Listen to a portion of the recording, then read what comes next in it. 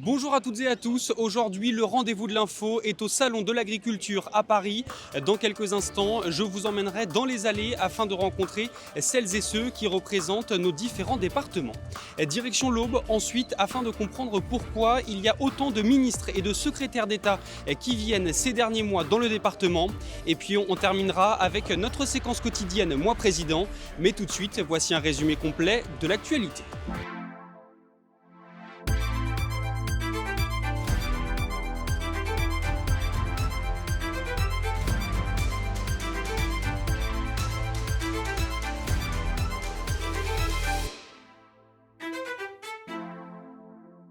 Des habitants de Romilly-sur-Seine et des alentours se sont mobilisés lundi soir sur le parvis de l'hôtel de ville en soutien au peuple ukrainien touché par la guerre. Le maire a d'ores et déjà annoncé que la ville allait réfléchir à la possibilité d'accueillir des réfugiés. Point complet sur les initiatives semblables dans vos différents départements dans votre journal de mercredi. Près de 70 agents du périscolaire ont manifesté ce mardi matin à Reims devant la mairie où ils ont tenu une assemblée générale avant de partir défiler dans les rues du centre-ville. Ils réclament davantage de reconnaissance et dénoncent leur statut de vacataire précaire. Une nouvelle mobilisation aura lieu le jeudi 10 mars. Et enfin, depuis ce mardi, le stationnement est payant à Charleville-Mézières entre midi et 14h dans le centre-ville. L'annonce avait été faite par le maire Boris Ravignon fin janvier. La première heure et demie reste gratuite.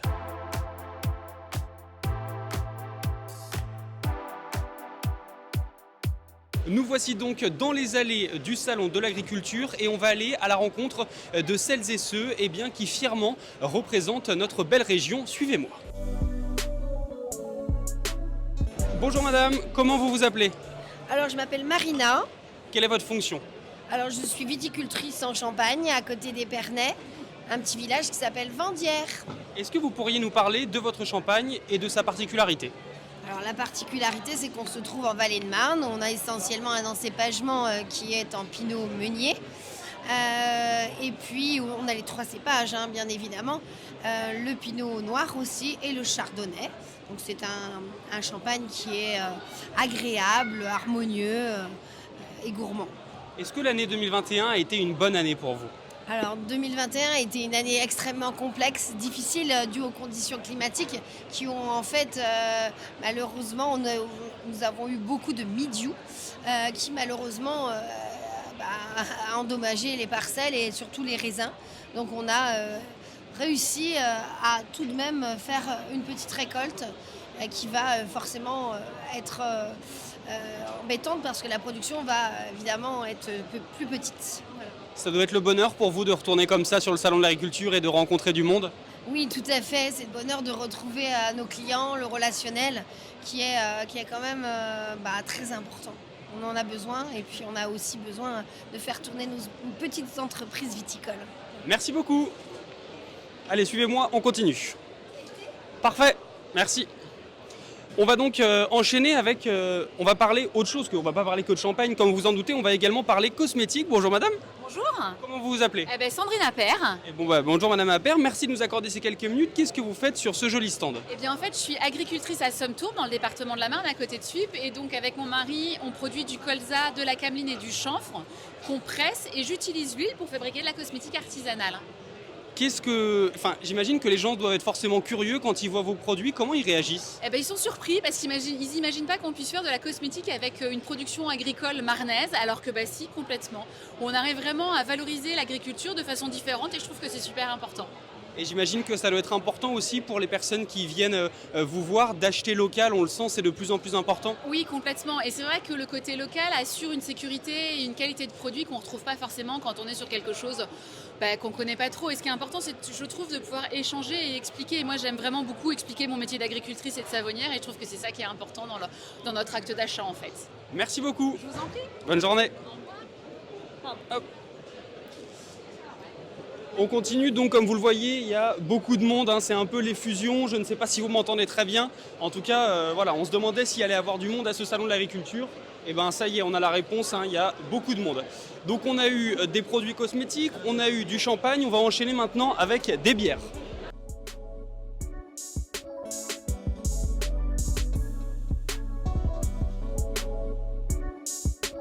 Allez, on peut essayer le champagne Rollin, tiens. Champagne Rollin, champagne au bois, si mes souvenirs sont bons. Bonjour mesdames, votre champagne est au bois? Oui. Super, alors moi je travaille pour l'Union et pour l'Est Éclair. Est-ce que vous pourriez nous présenter votre maison de champagne? Nous sommes une maison familiale depuis 1971. Enfin, la création du champagne a débuté en 71. Et après, nous sommes là pour promouvoir justement le champagne de l'Aube, qui est très méconnu, on va dire, même encore à l'heure actuelle. Justement, c'est dur pour vous d'exister autour des grosses maisons de champagne marnaises, par exemple? Oui, c'est surtout que les gens, enfin le particulier ne connaît pas encore vraiment le champagne de l'Aube. Donc on essaye de se battre pour faire connaître le champagne de l'Aube qui s'est bien amélioré. Quelle est la particularité de votre champagne?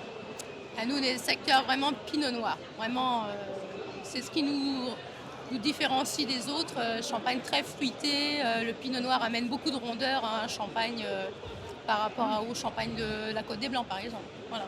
Merci beaucoup. De rien. Bon, je vous avais promis de la bière, finalement c'était du champagne, mais j'ai encore foi en ce que j'avais prévu. La bière, ça va se passer juste là, suivez-moi. Tout va bien Stéphanie? Alors, j'avais trouvé un gentil monsieur, le voici, il est juste là. Bonjour monsieur. Bonjour, bonjour. Comme promis, je vous avais dit que je viendrais, je viens. Vous êtes revenu. Est-ce que vous pourriez me parler de votre bière? Ouais, bien sûr. C'est une brasserie artisanale qu'on a créée, qui l'a créée en 2001, il y a plus de 20 ans maintenant. Il a créé sur Orgemont des recettes plutôt typées belges et il a racheté la sélection Valmy à des agriculteurs du village de Valmy qui eux faisaient la promotion du champ brassicole. Qu'est-ce que vous disent les gens quand ils goûtent votre bière? Quelle est sa particularité? Eh ben que c'est super typé belge sur Orgemont, ils adorent ça, ils adorent la tripe, ils adorent la louve qui est à la framboise. Voilà, ils aiment ça. Un mot sur l'ambiance, j'imagine que pour vous c'est le bonheur de retrouver tous ces gens. C'était génial de venir samedi, ça a été super, une super journée de retrouvailles avec plein de gens, plein de groupes qui nous connaissent, plein de groupes qui nous connaissent pas et qui reviennent. Ouais, c'est génial. Très bien, merci beaucoup de nous avoir accordé un petit peu de temps. Bonne journée, merci. Bon donc on a fait presque tous les départements. Stéphanie, on va quand même essayer de parler un peu ardennais.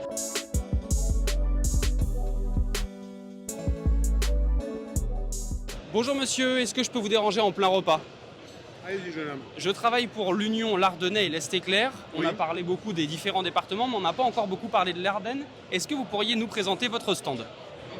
Alors, bienvenue au stand de la petite brasserie ardennaise. On est basé à Charleville-Mézières depuis 1997 et on a la chance, depuis la 11e année, de présenter l'ensemble de nos produits et les produits phares, donc l'oubliette. Quelle est sa particularité? Déjà, la petite brasserie ardennaise est la plus vieille brasserie de Champagne-Ardenne. Au niveau des typicités des bières, on a la chance de travailler avec des céréales qui viennent au maximum de notre région. Et après, on présente une gamme de produits qui va de l'IPA, qui est un petit peu plus amère, à une triple, ambrée, blonde, blanche, cerise. Donc une gamme complète pour ravir l'ensemble de la clientèle du salon. Est-ce que le monde de la bière est un monde qui se porte bien? Le monde de la bière est un monde qui se porte très très bien, même si les consommateurs de bière en France, on fait partie des plus faibles au niveau mondial. Voilà, non cumulé avec les autres alcools, parce que sinon on rentre en 10e position. Très bien. Merci de nous avoir accordé un petit peu de temps. Oui, merci à vous. Donc voilà, vous avez vu un petit peu l'ambiance ici donc sur le salon de l'agriculture. Vous voyez, c'est un petit peu n'importe quoi. Il y a beaucoup de monde, en tout cas on était content de pouvoir vous faire vivre ce moment ici donc au niveau des stands de la région Grand Est. Ils sont tous venus, ou presque, près de 30 secrétaires d'État et ministres se sont rendus dans l'Aube au cours du quinquennat d'Emmanuel Macron. Cela s'explique par plusieurs raisons. Regardez.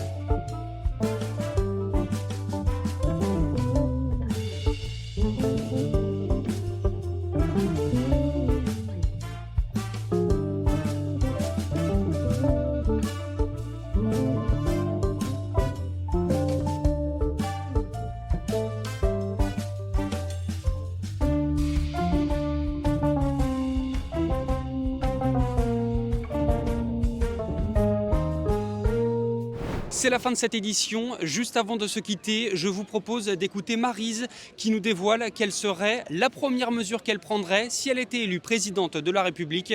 De mon côté, je vous retrouve ce mercredi à partir de 18h pour un nouveau numéro du Rendez-vous de l'Info. Moi, présidente, j'améliorerais le pouvoir d'achat. Personnellement, oui, je manque d'argent au quotidien. Puis bon, pour tous les Français en général.